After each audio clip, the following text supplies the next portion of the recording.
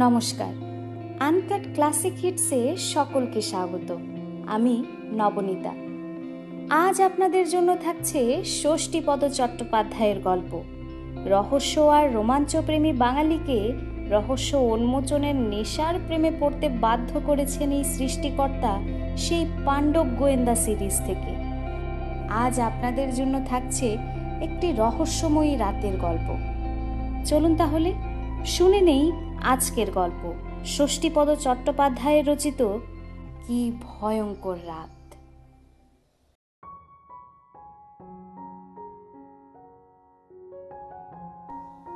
1950 সালের কথা। আমরা 3 বন্ধুতে জুনপুট বেড়াতে গেছি। তখন এখনকার মতো এমন যাতায়াতের সুবিধা ছিল না। কাঁথি থেকে গরুর গাড়িতে অথবা পায়ে হেঁটে জুনপুট যেতে হতো। আমরা 3 জনে খুব ভোর ভোর রওনা হলাম কাঁথি থেকে। ইচ্ছেটা জুনপুটের নির্জন সমুদ্র তীরে ঝাউবনের শোভা দেখব, জেলেদের মাছ ধরা দেখব, আর 2 দিনের ছুটি উপভোগ করে ফিরে আসব কলকাতায়। জুনপুট এখনো ভালো করে গড়ে ওঠেনি। তখনকার অবস্থা তাহলে বোঝো। না ছিল হোটেল, না ছিল থাকার ব্যবস্থা, না কোনো কিছু। জঙ্গলময় একটি গ্রাম ছিল জুনপুট। গ্রাম থেকে সমুদ্র তীরের দূরত্ব ছিল প্রায় 1 মাইল। আমরা কাঁথি থেকে মাইল 5 পায়ে হেঁটে যাওয়ার পর জুনপুটের সমুদ্র তীরে পৌঁছলাম। আমাদের 3 জনেরই ছিল সেই প্রথম সমুদ্র দর্শন। সমুদ্রের বিশাল আকার দেখে আমাদের সে কি আনন্দ। তখন গ্রীষ্মকাল। এলোমেলো বাতাসের সঙ্গে পাল্লা দিয়ে ঢেউয়ের সে কি নাচুনি, তাই দেখে আমরা অভিভূত হয়ে গেলাম। সমুদ্র তীরের চঞ্চনে রোদের উত্তাপ এড়াতে আমরা তট সংলগ্ন ঝাউবনে বসে নানা রকম আলোচনা করতে লাগলাম। আমাদের সমস্যা হলো থাকার ব্যাপার নিয়ে। একটা রাত্রি অন্তত এখানে না থাকলে ঠিক মন ভরবে না। কিন্তু থাকবো কোথায়? কাছে পিঠে থাকার মতো কোনো আশ্রয়স্থানই দেখতে পেলাম না। কয়েকজন মাঝি মাল্লা সেখানে ঘোরাফেরা করছিল। তাদের জিজ্ঞেস করতে কেউ কথার উত্তরই দিল না আমাদের। একজন শুধু বলল, এখানে কেউ থাকে না বাবু, এখানে থাকার সেরকম ব্যবস্থা নেই, আপনারা কাঁথিতেই ফিরে যান। আমার সঙ্গে যে 2 জন বন্ধু ছিল তাদের একজনের নাম বিমান, অপরজনের নাম প্রশান্ত। বিমান বলল, দেখুন, আমরা অনেক দূর থেকে এসেছি সমুদ্র দেখব বলে, তা আপনাদের নৌকাতেই আমাদের একটা রাত থাকার ব্যবস্থা করে দিন না। মাঝি বলল, আমরা সন্ধ্যের আগে এখান থেকে চলে যাব। তাছাড়া বিশ্বাস করুন, এ জায়গা ভালো নয়। কেন, চুরি ডাকাতি হয়? না না, কার কি আছে যে চুরি ডাকাতি হবে? অন্য উপদ্রব হয় এখানে, আপনারা থাকতে পারবেন না, কেউ থাকে না এখানে। বিমান বলল, অন্য উপদ্রব মানে ভূতের উপদ্রব তো? তাহলে শুনুন, ভূতে আমরা বিশ্বাস করি না, আর ভূত বলে যদি কিছু থাকেও তাহলে আমাদের উপদ্রবে তারাই পালাবে এখান থেকে। মাছিটা এবার গম্ভীর মুখে তাকালো আমাদের দিকে। তারপর খুব রাগত স্বরে বলল, বাবু, আমার মাথার চুল পেকে গেছে। আপনারা এখনো ছেলে মানুষ, অনেক আচ্ছা আচ্ছা লোককে দেখলুম আমি, ওনাদের সম্বন্ধে একটু ভেবেচিন্তে মন্তব্য করবেন। বুঝতে পারছি আপনাদের নিয়তি আপনাদের মুখ দিয়ে এসব বলাচ্ছে, তবু বলছি, শহর বাজারে যা করেন এখানে কোনো রকম গোয়ারতুমি করবার চেষ্টা করবেন না, এ বড় খারাপ জায়গা। বিমান বলল, বেশ তো, পরীক্ষা হোক, আপনাদের কুসংস্কার বড় না আমাদের সাহস? যা ইচ্ছে করুন, আমি এখানকার ব্যাপার জানি বলেই সাবধান করে দিলুম আপনাদের। আর একটু পরেই পাড়ি দেব আমরা সাগর দ্বীপে, কেউ থাকবো না এখানে, তখন মরবেন। প্রশান্ত বলল, সাগর দ্বীপ এখান থেকে কত দূর? তা দূর আছে বইকি, বরং চলুন আপনারা আমাদের গ্রামে। তাই কি পারি? এই ঝাউবনে আজ রাত্রে ভূতের সঙ্গে ডান্স না করে কি করে যাই বলুন? মাছি আর আমাদের সঙ্গে কোনো কথা না বলে পাশের একটি নৌকোর পাটাতনে উঠে ভাত খেতে বসে গেল। আমরা তখন নিজেদের মনে সমুদ্র সৈকতে ঝিনুক কুড়োতে কুড়োতে দীঘামুখী হয়ে এগিয়ে চললাম। বেশ খানিকটা যাওয়ার পর ঝাউবনের ভেতর হঠাৎ একটা দোতলা বাড়ি চোখে পড়ল। বাড়িটা হাল আমলের নয়, বহু পুরনো, দেখে কোনো রাজবাড়ি মনে হলো। আমি বিমানকে বললাম, ওই দেখ বিমান। বিমান বলল, তাই তো রে, বাড়ি এখানে কোত্থেকে এলো? প্রশান্ত বলল, এগিয়ে চল তো দেখি, যদি এখানে কোথাও একটু থাকবার ব্যবস্থা ম্যানেজ করতে পারি। এমন সময় আমাদের পেছন থেকে কে যেন বলে উঠল, ওটা ভূতের বাড়ি। আমরা পিছু ফিরে দেখলাম 12-13 বছরের একটি ছেলে সেখানে দাঁড়িয়ে আছে। কুচকুচে কালো গায়ের রং, পরনে হাফ প্যান্ট, সাদা সাদা দাঁত বের করে হাসছে। বিমান বলল, তুমি কে বাবা? ঝাউবনের কেলে মানিক? তুমি নিজেই একটা ভূত নও তো? ছেলেটি বলল, আমার নাম কেলে মানিক নাকি? আমার নাম তো বিশু। তা বিশুই হও আর শিশুই হও, ওই বাড়িটা কাদের? রাজাদের। ও বাড়িতে এখন কেউ থাকে না, ওটাকে সবাই ভূতের বাড়ি বলে। রাত্রে ওখানে কুকুর ডাকে, বন্দুকের শব্দ শুনতে পাওয়া যায়, নাচ গান হয়। বলিস কি রে, এত কিছু হয় এখানে? হ্যাঁ গো, মিথ্যে কথা বলছি না। প্রশান্ত বলল, আমরা ওই বাড়িতে এক রাত্রি থাকতে চাই। বিশু বলল, কেউ পারে না তো তোমরা? সব মন্দ নয়। ও কি বলে, আমার বাবা ওই বাড়ির বাগানের মালি ছিল, বাবাই থাকতে পারে না। তুই কখনো থেকেছিস ওই বাড়িতে? আগে বাবার সঙ্গে থেকেছি। আমি বললাম, আমরা যদি এক রাত্রি ওই বাড়িতে থাকি, তোর বাবাকে বলে একটু থাকার ব্যবস্থা করে দিতে পারবি আমাদের? পারবো, তবে এখানে কেউ থাকে না, যারা থাকে ভূতে তাদের গলা টিপে মেরে ফেলে। বিমান বলল, ভুল মারবার জায়গা পাসনি বেটা, কেউ যদি থাকেই না তো ভূতে গলাটা টেপে কার তোর? বিশু এ কথার উত্তর দিতে পারল না। প্রশান্ত বলল, এই বাড়িতে থেকে তুই কাউকে মরতে দেখেছিস? না। তবে চল, তোর বাবার কাছে নিয়ে চল আমাদের। তোর বাবা ব্যবস্থা করে দিলে এই বাড়িতেই আমরা রাত্রিবাস করব আজ। বিশু আমাদের ওর পিছু পিছু আসতে বলে ঝাউবনের বাইরে গেল। তারপর ডান দিকের পথ ধরে কিছুটা এগোতেই দেখা গেল একজন বুড়ো মতো লোক জঙ্গল থেকে ঘাস কেটে থলির বস্তায় পুড়ছে। বিশু বুড়োর কাছে গিয়ে কানে কানে কি যেন বলল। বুড়ো তাড়াতাড়ি বস্তা রেখে উঠে দাঁড়িয়ে আমাদের দিকে অবাক বিস্ময়ে তাকিয়ে রইল। আমি জিজ্ঞেস করলাম, আপনি কি ওই রাজবাড়ির বাগানের মালি ছিলেন? আজ্ঞে হ্যাঁ, আমরা জুনপুট বেড়াতে এসেছি, কিন্তু এখানে কোথাও থাকার জায়গা পাচ্ছি না। আপনি কি পারেন ওই বাড়িটাতে আমাদের এক রাত্রে থাকার ব্যবস্থা করে দিতে?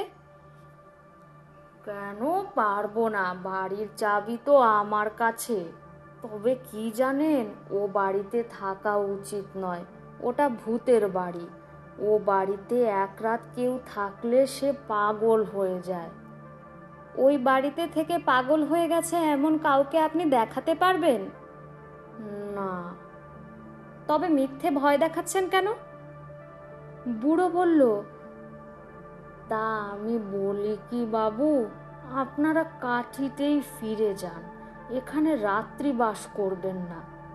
প্রশান্ত বলল, কেন, ওখানে কোনো দলের গোপন আড্ডা হয় বোধ হয়? না বাবু, গভীর রাতে ও বাড়িতে আলো জ্বলে, নাচ গান হয়, বন্দুকের শব্দ শোনা যায়। আমি বললাম, গোষ্ঠীর মাথা হয়। প্রশান্ত বলল, তবে হ্যাঁ, তুমি চাবি দিলে আজ রাত্রে ওই বাড়িতে সত্যিই আলো জ্বলবে, নাচ গান হবে, বন্দুকের আওয়াজ অবশ্য শোনাতে পারবো না, আর এও দেখে রেখো, এই শেষ রাত। আমরা তিনজনে আজ সারা রাত ধরে এমন ভূতের নাচ নাচবো যে আর কখনো ওই বাড়িতে ভূতের উপদ্রবই হবে না। বুড়ো বলল, 1 মিনিট দাঁড়ান আপনারা, বলে হন হন করে গাছপালার আড়ালে অদৃশ্য হয়ে গেল। একটু পরেই ফিরে এলো একটা চাবির গোছা নিয়ে। বলল, নিন চাবি, কাল কখন ফিরবেন আপনারা? তা ধরুন ভোরবেলা। ঠিক আছে, আমি এখানেই থাকবো, না থাকি বিশু থাকবে। চাবিগুলো ফেরত দিয়ে যাবেন। আর একটা কথা, ঘরের জিনিসপত্রে দয়া করে হাত দেবেন না, বাগানের ফুল ছিঁড়বেন না। আমি বললাম, না না, ওসব কিছু করব না আমরা। তারপর বললাম, আচ্ছা, এখন তো বেলা প্রায় 11টা বাজে, এখানে খাওয়া দাওয়ার কি ব্যবস্থা করা যায়? আপনারা কোনো বাড়িতে টাকা পয়সা দিয়ে দেবেন, ওরাই রেঁধে দেবে। ফেরার সময় কারো কাছ থেকে একটা হারিকেন চেয়ে আনবেন। যান না, গ্রামে যান, আমাদের কাছে মোমবাতি আছে। তাহলে তো খুব ভালো। আমরা চাবির গোছাটা সঙ্গে নিয়ে প্রথমেই চলে গেলাম জুনপুট গ্রামে, আমাদের খাওয়া দাওয়ার ব্যবস্থা করতে এবং রাতের আহার সংগ্রহ করতে। যাওয়ার সময় দেখলাম সেই মাঝিরা তখন নোঙর খুলে সাগরদ্বীপে যাওয়ার জন্য তৈরি হচ্ছে। আমরা তাদের যাত্রাপথের দিকে চেয়ে থাকলেও তারা কিন্তু ফিরেও তাকালো না আমাদের দিকে। গ্রামে গিয়ে আমরা খাওয়া দাওয়া সেরে রাতের জন্য কিছু মুড়ি আর রসগোল্লা নিয়ে আবার সমুদ্র সৈকতে ফিরে এলাম। সমুদ্র এখন আরও অশান্ত, আরও উত্তাল। যত জোরে হাওয়া বইছে সমুদ্র ততই ফুলছে। আমরা বালুচরের গা ঘেঁষে ঝাউবনে ঢুকলাম। বিশু আমাদের দেখেই ছুটে এলো, তারপর আমাদের আগে আগে চলতে লাগলো সে। আমি বললাম, কিরে বেটা, বেশ তো মনের আনন্দে নাচতে নাচতে যাচ্ছিস, ভয় করছে না? বিশু বলল, ভয় কেন করবে, আপনারা তো আছেন। তাছাড়া দিনের বেলা ওখানে কিচ্ছু হয় না, ভূত আসে রাত্রিবেলা। তোরা দিনের বেলা ঢুকিস ওখানে? আমরা কোনো সময়ই ঢুকি না। যাই হোক, আমরা সেই পুরনো রাজবাড়ির সামনে এসে দাঁড়ালাম। বড় পাঁচিল দিয়ে ঘেরা মস্ত দোতলা বাড়ি। গেটের তালাটার অবস্থা দেখে মনে হলো বেশ কয়েক বছর খোলা হয়নি এর দরজা।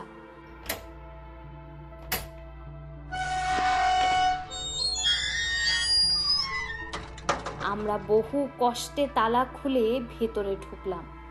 ঘন ঘাস ও আগাছায় ভরে গেছে চারদিক, আর চাপা গন্ধরাজ ও ম্যাগনোলিয়ার গন্ধে ম ম করছে। আমরা ভিতরে ঢুকে অবাক হয়ে গেলাম। বাড়িটা বাইরে যেমন পোড়ো বলে মনে হয়, ভেতরে কিন্তু তা নয়, বেশ পরিষ্কার পরিচ্ছন্ন। মনে হলো দিন কতক আগে বুঝি কেউ এসে এখান থেকে গেছে।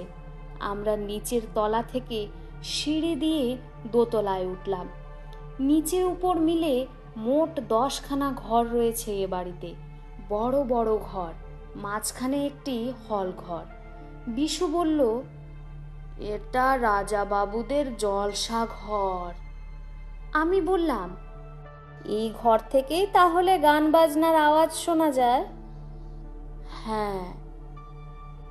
এই ঘরটি ছাড়া প্রায় সব ঘরই খাট, আলমারি এবং নানা রকমের দামি জিনিস দিয়ে সাজানো। খাটের উপর পুরু গদি, দুধ সাদা বেডশিট দিয়ে ঢাকা, যেন এই মাত্র পেতে রেখেছে কেউ। কোথাও এতটুকু ধুলোর আস্তরণ নেই। বিমান বলল, রহস্যটা বুঝতে পারছিস? আসলে ভূত টুত কিছু নয়, এই বাড়িটা রীতিমতো গোপনে ব্যবহার করা হয়, আর গ্রামের লোকেরা মনে করে ভূতের উপদ্রব হচ্ছে। বিশু বলল, আপনারা বিশ্বাস করছো না তো? থাকো না রাত্রিবেলা, তারপর বুঝবে। প্রশান্ত বলল, ভূত যদি থাকে তাহলে আমাদের সঙ্গে দেখা হবেই। আমরা আজ সারা রাত ধরে ভূতেদের সঙ্গে এই জলসা ঘরে নাচ গান করব। তারপর কাল সকাল হলেই ভূতগুলোকে ধরে সোজা নিয়ে যাব তোদের গ্রামে। আমি বললাম, তুই আমাদের সঙ্গে থাকবি বিশু? তাহলে দেখবি ভূতগুলোকে কিরকম জব্দ করব আজ। বিশু বলল, না বাবা, দরকার নেই।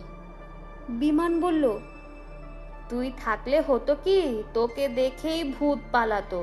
যা কালো তুই, ভূতেরা বোধহয় তোর চেয়ে ফর্সা। ভূত এলেই আমরা তোকে দেখিয়ে বলতাম, এই দেখ তোদের বাচ্চাকে আমরা ধরে রেখেছি। বিশু বলল, না, এ বাড়িতে কিছুতেই থাকবো না। আমরা খাবারগুলো ঘরের ভেতর রেখে ওয়াটার বটলটা দেওয়ালের হুকে ঝুলিয়ে আবার চললাম সমুদ্র তীরে। কেননা সন্ধে হতে এখনো অনেক দেরি। কি করব অতক্ষণ ওই বাড়িতে চুপচাপ বসে থেকে? বিশেষ করে সারাটা রাত যখন ওই বাড়িতে থাকতেই হবে আমাদের। তার চেয়ে সি বিচে গিয়ে একটু ঘুরে বেড়ালে সমুদ্রের অনেক নতুন নতুন রূপ দেখতে পাবো। ঝাউবনে ঝাউয়ের হাহাকার শুনতে পাবো। আসলে সমুদ্র দর্শনের জন্যই তো আমাদের এখানে আসা। সমুদ্রে এখন ভাটার টান। জল যত সরে যাচ্ছে ততই বিভিন্ন রকমের ঝিনুকের খোলার বহর দেখা যাচ্ছে। আমরা কাড়াকাড়ি করে সেই সব ঝিনুক কুড়োতে লাগলাম। এমন সময় দেখি আমাদের অদূরেই সেই নির্জন বালুচরে এক সুন্দরী মহিলা নিজের মনেই ঝিনুক কুড়িয়ে চলেছেন। দেখে বেশ বড় ঘরের বউ বলেই মনে হলো। এই মহিলা এখানে এলেন কোত্থেকে? হঠাৎ ঝাউবনের ভেতর থেকে এক স্মার্ট যুবককে বেরিয়ে আসতে দেখলাম। তিনি আমাদের দেখে দূর থেকে বললেন, এই যে ভাইয়েরা, শুনছেন? যাক, মহিলা তাহলে একা নন। আমরা তার দিকে এগিয়ে গেলাম। যুবক আমাদের দিকে তাকিয়ে সহাস্যে বললেন, আপনারা কি তারাই নাকি মশাই? কারা? মানে যারা নাকি ওই ভূতের বাড়িতে রাত কাটাতে চান? আগে হ্যাঁ। আপনারা কি সত্যিই ও বাড়িতে থাকবেন? তাছাড়া উপায় কি বলুন? এখানে সমুদ্রের ধারে ওই বাড়িটা ছাড়া তো আর রাত্রিবাসের উপযোগী কিছুই দেখছি না। এখন গ্রীষ্মকাল, ইচ্ছে করলে আমরা এই ঝাউবনে বা বালির চড়াতে রাত কাটাতে পারতাম। তবে ভয়টা তো ভূতের নয়, ধরুন যদি সাপে কামড়ায়, সাপকে ভয় করি। তাই সাহসে ভর করে ওই বাড়িতেই রাত কাটাবো আমরা। তাছাড়া এও এক অ্যাডভেঞ্চার। ভূতের গল্প অনেক শুনেছি, কিন্তু ভূতকে চাক্ষুষ কখনো দেখিনি। তাই জেদের বশে থাকছি ওই বাড়িতে। ভূত যদি থাকেও এই সুযোগে তার দেখাটা পেয়ে যাব। যুবক উৎসাহিত হয়ে বললেন, তাহলে ভাই একটা কথা বলবো। বলুন। আজ রাত্রে ওই বাড়িতে আমাদেরকেও আপনাদের সঙ্গী করে নেবেন? সে কি, ভয় করবে না আপনাদের? আমরা দুজনে হলে ভয় করত, কিন্তু আপনারা যখন আছেন তখন ভয় কি? আমরা সঙ্গে সঙ্গে রাজি হয়ে গেলাম। বললাম, দেখুন, যতই সাহসে ভর করে থাকি না কেন, তবু আমরা তিনজন। আপনাদের পেয়ে আমাদেরও বুকে বল এলো। আর কিছু না হোক, সারা রাত গল্প করেও তো কাটাতে পারবো। যুবক অদূরে ঝিনুক কুড়োতে ব্যস্ত থাকা মহিলাকে ডাকলেন, সাথী, একবার শুনে যাও। মহিলা এক কোচর ঝিনুক নিয়ে এগিয়ে এলেন। এরাই সেই তিনজন যারা ওই বাড়িতে রাত্রিবাস করতে যাচ্ছেন। আমি এদের রাজি করিয়েছি আমাদের সঙ্গে নিতে। মহিলা খুব খুশি হয়ে বললেন, অজস্র ধন্যবাদ। আমি বললাম, আপনার ভয় করবে না?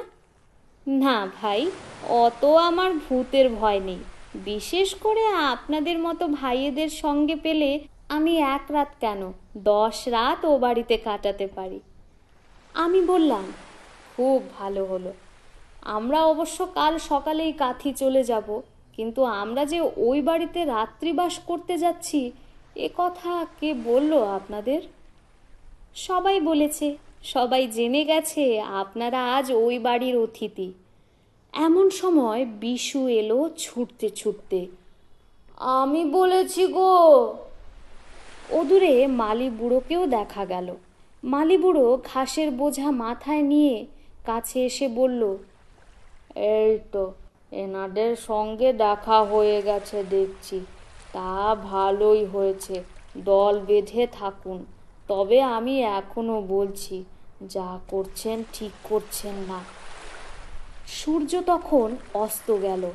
মালিবুড়ো বলল, যান, একান্তই যাবেন যখন, তখন এই বেলা চলে যান, আর দেরি করবেন না।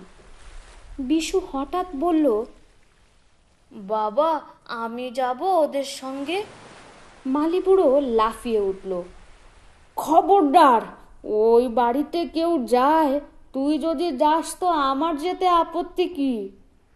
বিমান হঠাৎ ধরে বসল। আচ্ছা, কেন আপনারা অহেতুক ভয় পেয়ে এত ভীত হচ্ছেন? কবে কি হয়েছে তা কে জানে। আমরা এতজন যখন আছি তখন ভয় কি? আমাদের সঙ্গে একজন মহিলা রয়েছেন, তিনি ভয় পাচ্ছেন না, আর আপনি ভয়ে অস্থির হয়ে যাচ্ছেন। আপনি নিজে এক রাত থেকেই দেখুন না, তাহলেই প্রমাণ হয়ে যাবে ভূত আছে কি নেই। কিন্তু বাবু, ওই বাড়ির ভেতর থেকে গান বাজনার আওয়াজ আমি নিজের কানে শুনেছি। একটা কুকুর কি সাংঘাতিক রকমের চিৎকার করে ডেকে ওঠে। রাতের অন্ধকারে ওই বাড়ির ভেতরে আলো জ্বলে। সেই জন্যই তো বলছি, আজ রাত্রিরে আমাদের সঙ্গে থেকে আপনি নিজের চোখেই দেখে আসবেন ওখানে কি হয় না হয়। মালি বুড়ো একটু ভেবে বলল, আবার ওই বাড়িতে আপনারা আমাদের ঢোকাবেন? ঠিক আছে, আপনারা যান, আমরা খাওয়া দাওয়া সেরে রাত্রে শোয়ার সময় যাব। যাক, পথে এসেছেন দেখছি। ভূত থাকলেও ভূত আপনার কি করবেটা শুনি? গলা টিপে মেরে ফেলবে, এই তো? যদি মেরেই ফেলে তাতেই বা হয়েছেটা কি? বলি, বয়স তো যথেষ্ট হয়েছে, আর কতদিন বাঁচবেন? মালিবুড়ো বলল, যান, তাড়াতাড়ি যান, ফটকটা খোলা রাখবেন, আমরা সময় মতো যাব। মালিবুড়োকে বিদায় দিয়ে আমরা 5 জনে ঝাউবনের ভেতরে সেই পোড়ো বাড়িতে এসে ঢুকলাম। সঙ্গে টর্চ ছিল। টর্চের আলোয় পথ দেখে দোতলায় উঠে পাশাপাশি 2টো ঘর নিয়ে নিলাম আমরা। বাতি জ্বাললাম। মহিলা তো ঘর দেখে দারুণ খুশি। এমন চমৎকার ঘর, খাট বিছানা, রাজবাড়ি একটা। এরা বলে কিনা ভূতের বাড়ি, আমার তো মনে হচ্ছে সারা জীবন এখানেই থেকে যাই। আমি বললাম, সত্যি কি কুসংস্কার বলুন তো মানুষের। এরপর আমরা গোটা বাড়িটাতে দাপিয়ে বেড়ালাম প্রায়। তারপর সিঁড়ির দরজা খুলে সবাই মিলে ছাদে উঠলাম। আহ, কি শান্তি! মাথার উপর নক্ষত্র খচিত কালো আকাশ। আমি রাতের নীরবতা ভেঙে হঠাৎ চেঁচিয়ে বললাম, ভূত বাবাজি, আমরা আজ রাত্রে আপনাদের অতিথি, আপনারা কোথায়? মহিলা খিলখিল করে হেসে জোরে উত্তর দিলেন, সাড়া দেব না। আমি হাসতে হাসতে চেঁচিয়ে বললাম, তা বললে কি হয়, বলুন না কোথায়? মহিলা হেসে লুটোপুটি খেতে খেতেই উত্তর দিলেন, আমি এইখানে, আপনাদের সামনে। আপনার নামটা জানাবেন দয়া করে। হ্যাঁ, আমার নাম সাথী। যুবকও অমনি হাসতে হাসতে বললেন, আমার নামটাও জেনে নিন, আমার নাম অরুণ কুমার। এবার আমরা সকলেই হো হো করে হেসে গড়িয়ে পড়লাম। আমি বললাম, যাক, আজ রাত্রে আমরাই তাহলে ভূতের ভূমিকায় অভিনয় করব। যুবক অর্থাৎ অরুণ কুমার বললেন, সত্যি আপনাদের পেয়ে যে কি ভালো লাগছে আমাদের, না হলে আমরা দুজনে তো হাঁফিয়ে উঠছিলাম। সাথীদি বললেন, চলুন, বেশি রাত করে লাভ নেই, খাওয়া দাওয়াটা সেরে নেওয়া যাক। আমাদের টিফিন কেরিয়ার ভর্তি লুচি আর মাংস আছে, আমরাও মুড়ি মিষ্টি নিয়ে এসেছি। সাথীদি ঠোঁট উল্টে বললেন, এ রাম, মুড়ি কে খাবে? মুড়ি আমি খেতে পারি না, তার চেয়ে মিষ্টিগুলো বরং কাজে লাগান।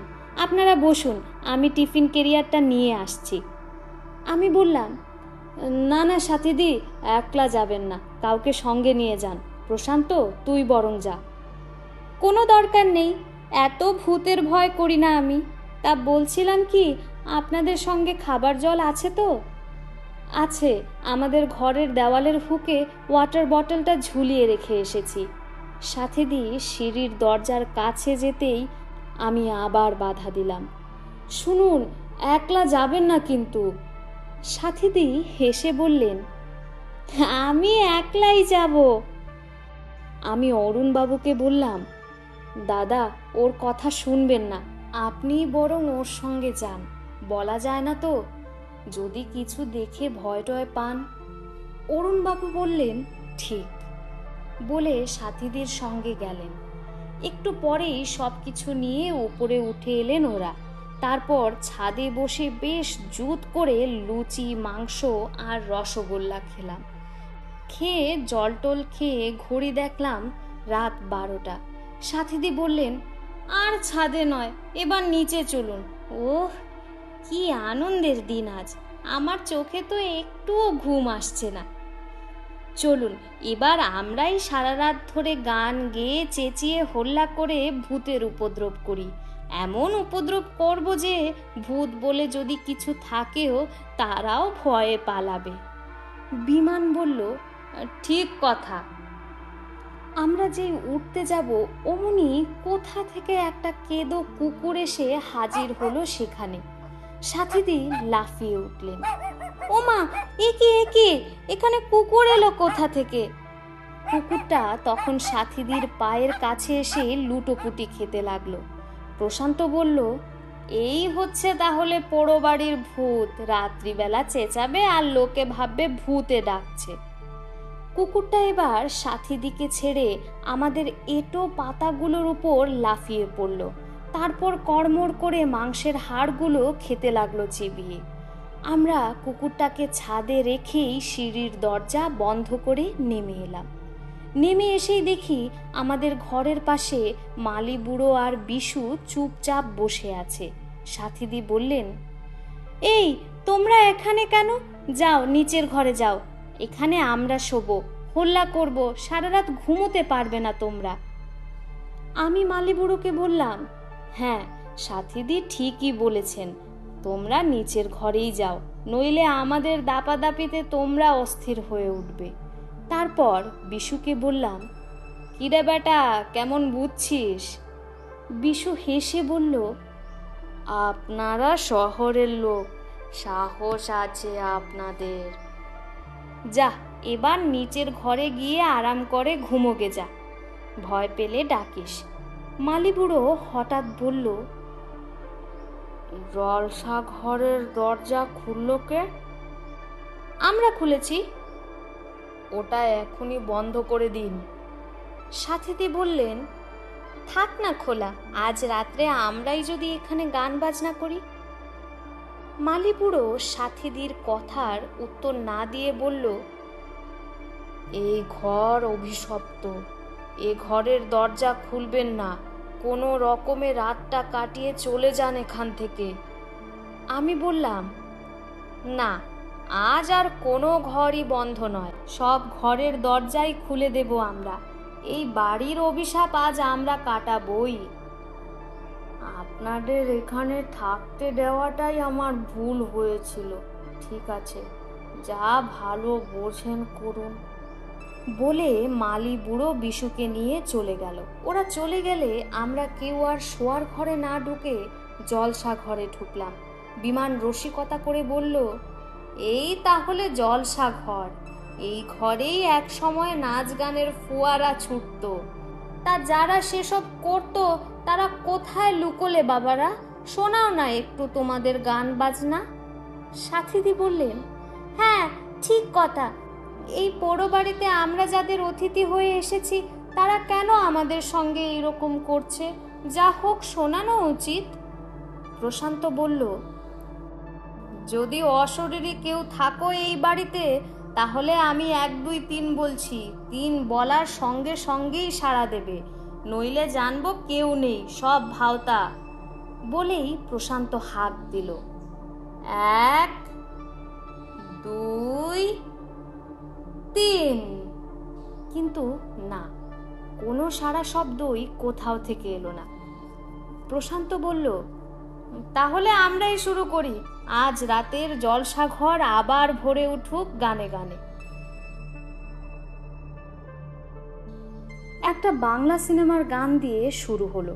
প্রথম লাইনটা প্রশান্ত ধরতেই সুরে সুর মিলিয়ে আমি কণ্ঠ দিলাম। তারপর বিমানের দেখা দেখি সাথী দিয়েও সুরেলা গলায় গান ধরল। অরুণবাবুও চুপ করে রইলেন না। সব কটা কণ্ঠ একত্রিত হয়ে জলসাগর ভরিয়ে তুলল একেবারে। গান শেষ হলে আমরা হো হো করে হেসে লুটিয়ে পড়লাম। রাত তখন 1টা। প্রশান্ত বলল, আর কি, এবার শুয়ে পড়া যাক। সাথীদি অবাক হয়ে বললেন, ও মা, শুবে কি? শোয়ার পরে যদি চুপি চুপি ভূতেরা আসে? আজ কোনো শোয়া টোয়া নয়, আজ শুধু রাত জেগে ভূতের জন্য অপেক্ষা করা। বিমান বলল, ঠিক, শুলেই গোলমাল। তার চেয়ে আমি বলি কি, সাথীদি আপনি একটা গান ধরুন, খুব ভালো গলা আপনার।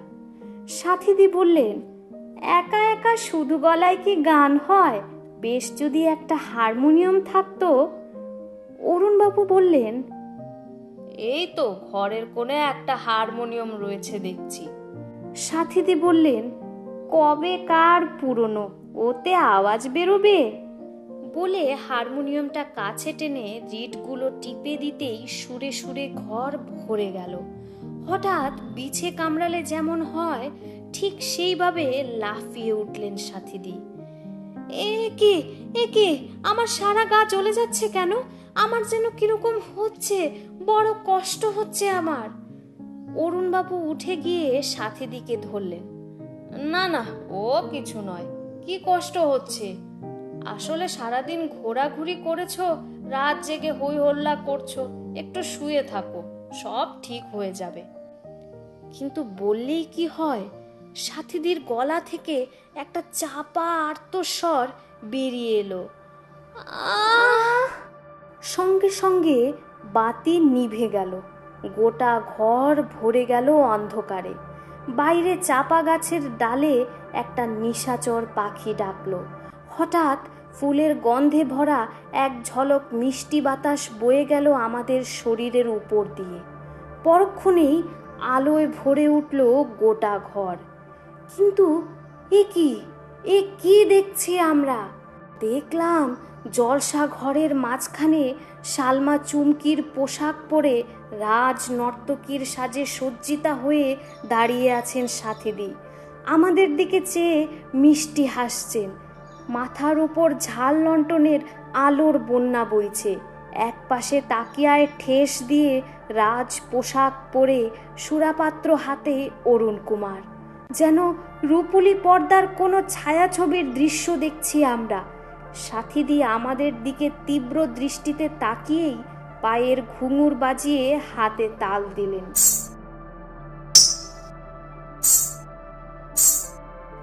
তা থেই তা তা থেই। অমনি নেপথ্যে এক সুরেলা হারমোনিয়াম দ্রুত লয়ে বেজে উঠল। সেই সুরে সুর মিলিয়ে ওস্তাদি গানের সঙ্গে জ্বলতে উঠল তবলার লহরা। তারপর ত্রিতাল ঠেকার তালে তালে শুরু হলো নাচের ঘূর্ণি। আমরা বিস্মিত, বিমূঢ়, স্তব্ধ। হঠাৎ সেই নাচ গানের মাঝখানে চেঁচিয়ে উঠলেন অরুণ কুমার, এ কি তুমি? তোমাকে কে এখানে আসতে বলেছে? বন্ধ করো এই গান, নাচ থামাও, বেরিয়ে যাও এখান থেকে। তুমি ঘরের বউ হয়ে। সাথীদি বললেন, না, শুনতেই হবে তোমাকে। আজ আমি সারা রাত ধরে নাচবো, গাইবো। আমাকে নাচতে দাও, আমাকে গাইতে দাও। খবরদার বলছি, আমার কথা অমান্য করার পরিণাম কি তা জানো? জানি, তুমি আমাকে গুলি করে মারবে, এই তো। মারো, মারো আমাকে, দেখবো তোমার বন্দুকে কত গুলি আছে। এইভাবে বেঁচে থাকার চেয়ে মরে যাওয়া ঢের ভালো। বলার সঙ্গে সঙ্গেই অরুণ কুমার উঠে দাঁড়ালেন। তারপর দেওয়ালে আটকানো বন্দুকটা নিয়ে এসেই উঁচিয়ে ধরলেন সাথীদের দিকে। আমরা চিৎকার করে উঠলাম, আরে আরে, এ কি করছেন? আপনি কি সত্যি সত্যি গুলি করে মারবেন নাকি অরুণবাবু? সরে যাও, সরে যাও তোমরা, ওকে আমি শেষ করে দেব। ততক্ষণে বন্দুকের গুলি ছুটে গেছে। সাথীদের বুক রক্তে ভেসে গেল। সাথীদের ঘরের মেঝে লুটিয়ে পড়লেন। বন্দুকের শব্দ শোনা মাত্র ছাদের উপর একটা কুকুর ঘেউ ঘেউ করে ডেকে উঠল। হঠাৎ দেখা গেল কুকুরটা ছুটে এসে ঝাঁপিয়ে পড়ল সাথীদের উপর। এ কি করে সম্ভব?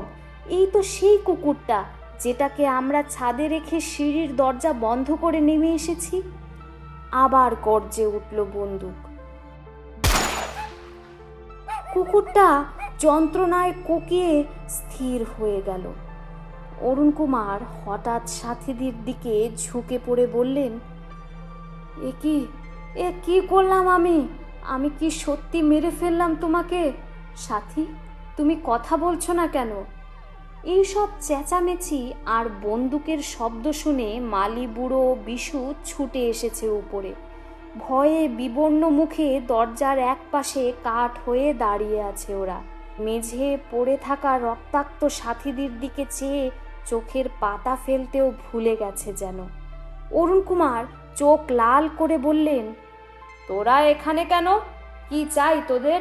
মজা দেখতে এসেছিস? আতঙ্কে থমথম করছে ওদের মুখ।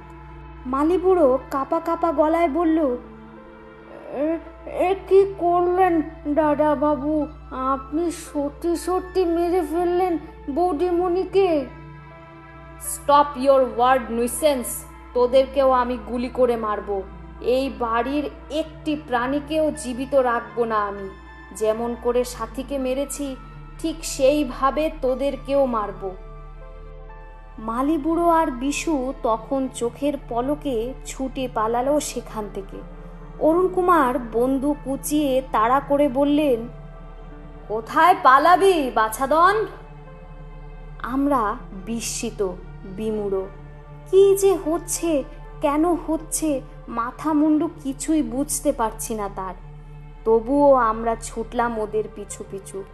যে করেই হোক এই হত্যালীলা বন্ধ করতেই হবে। বিমল বলল, কি হচ্ছে অরুণবাবু? আপনি পাগল হয়ে গেলেন নাকি? আপনি কি জানেন খেয়ালের বশে কি কাণ্ড করেছেন আপনি? আমরা সবাই যে এক ধার থেকে অ্যারেস্ট হয়ে যাব। অরুণ কুমার তখন বারান্দার কাছে ছুটে গেছেন।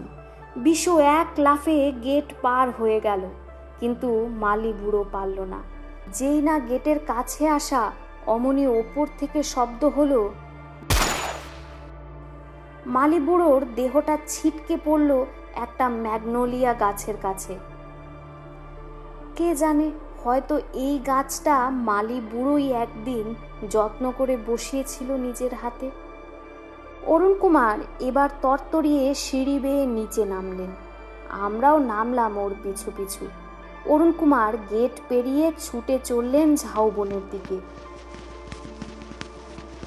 আমরাও ছুটছি। ওই তো বিশু, সেও ছুটছে প্রাণের দায়ে। ওকে বাঁচাতেই হবে। অরুণ কুমারের বন্দুক আবার গর্জে উঠল। অসহায় বিশুর কাতর আর্তনাদ শোনা গেল। অরুণবাবু ছুটে বিশুর কাছে গিয়ে ঝুঁকে পড়ে একবার দেখলেন ওকে। তারপর ওর বুকে একটা পা রেখে অল্প একটু চাপ দিয়ে আমাদের দিকে তাকিয়ে মৃদু হেসে বললেন, শেষ হয়ে গেছে। আর একটি মাত্র গুলি অবশিষ্ট আছে, সেটা আমি নিজের জন্য রাখলাম। আপনারা ছেলে মানুষ, তার ওপর আমাদের অতিথি, সেই জন্যই কিছু বললাম না। তবে ভবিষ্যতে এই বাড়িতে আর কখনো রাত্রিবাস করবার চেষ্টা করবেন না। যান, চলে যান। আমরা অতি কষ্টে সেখান থেকে পালিয়ে বাঁচলাম।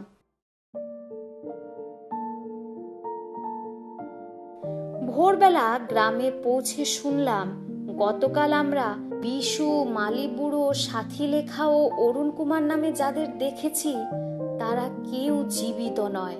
1930 সালের এক ভয়ঙ্কর রাতে কি এক অজ্ঞাত কারণে ওরা নাকি ওইভাবেই মারা গিয়েছিল।